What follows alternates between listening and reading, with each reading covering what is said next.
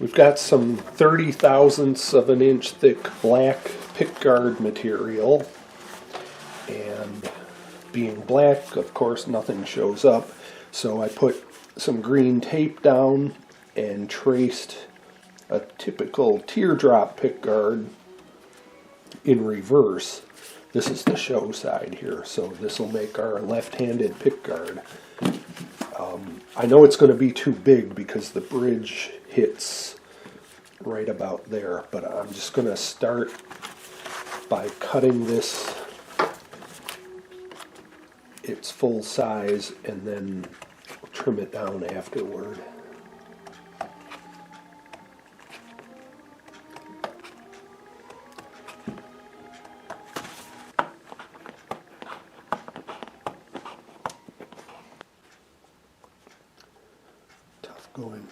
It's tough going around this curve with these scissors.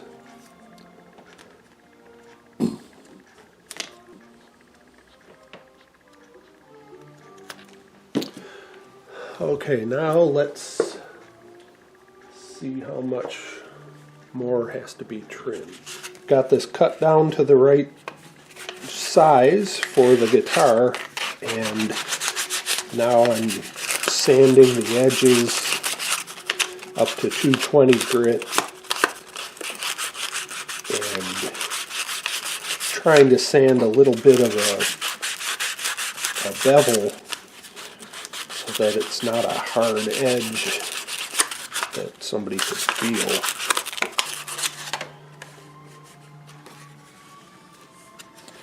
Pretty smooth. Now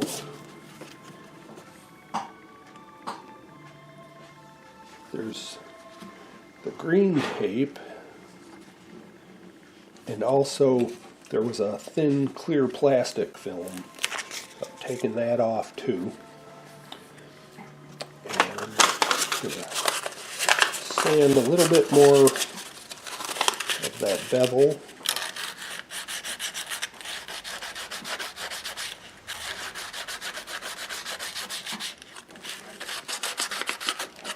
Unfortunately, the plastic is pretty free of scratches. Sometimes this stuff gets sort of scratched up in the storage bin, and then I use polishing compounds to get the scratches out, but this seems pretty good, so I'm not going to have to do that. And I think we're about ready to glue this on. Okay, show it off. Well, here's the patch. It's been glued into place, and we did some final leveling and applied a couple of layers of finish on it just so that it wouldn't be bare wood. And here's the pickguard that Gary made, and we're going to lay that up. Does that look about right to you? Yep. And then what I'm going to do is take a little piece of masking tape, and actually kind of a big piece of masking tape, and run it along the base like this, so that when we're ready to glue it into place or stick it into place, all we have to do is just flip it over and it'll fall right where we want it to. This has got an adhesive back material on it that we applied, and we just need to peel this second layer of paper off. Which, in my experience, is much easier said than done. Yeah, right. So, yeah, there you go. That's one of the things that takes a lot longer to do than it does to say. I don't know, maybe this corner would be a good place. Yeah, that's what I was thinking. I'd probably start there. Yep, that wants to come up here. Okay. I can actually You can see. Yeah. Youngster's eyes.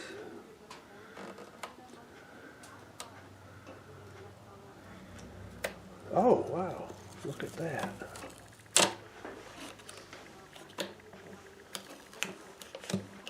Just wanna...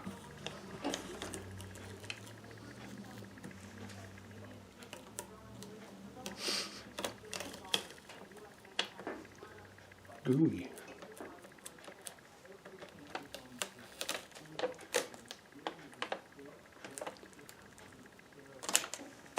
Wow.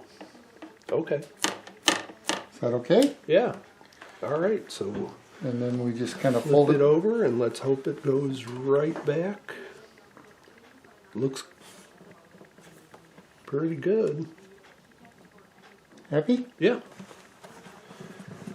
As a clam.